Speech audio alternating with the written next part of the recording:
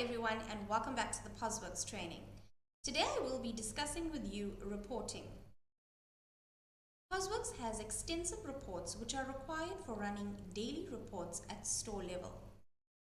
These reports provide you with the basic sales and stock information. The ability to view these reports are dependent on the user's security access. Posworx interactive reporting is more detailed and in-depth reporting directed mainly for head office and management users. I'm now going to show you how to run a few reports on Posworx. On your home screen, click Reports, View Reports. Select a report from the drop-down. There are multiple reports that you can view. If you select Cash Up, select the next drop-down, Cash Up by Date by Store, click Go. Select the date you would like to view a report from.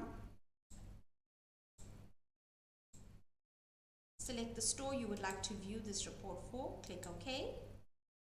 And this is what a Cash Up report looks like. You may select another report, stock.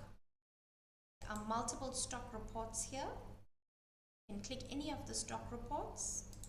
You can select another report, sales. As you see, there are multiple sales reports that you can run. Detailed sales, daily summary, last month's sales summary. I'm going to select detailed sales. Click Go. Select the store you would like to view this sales report for. OK. Filter in your days. You can edit the time if you wish. Click OK.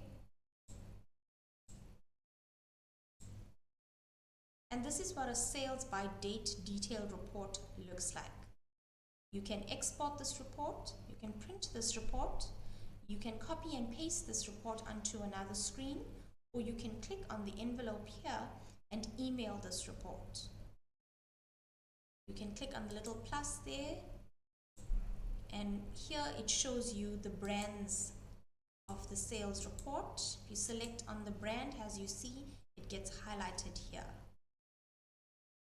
And that is how you would view reports on Posworx. And that's the end of our training. Please like and subscribe to our channel.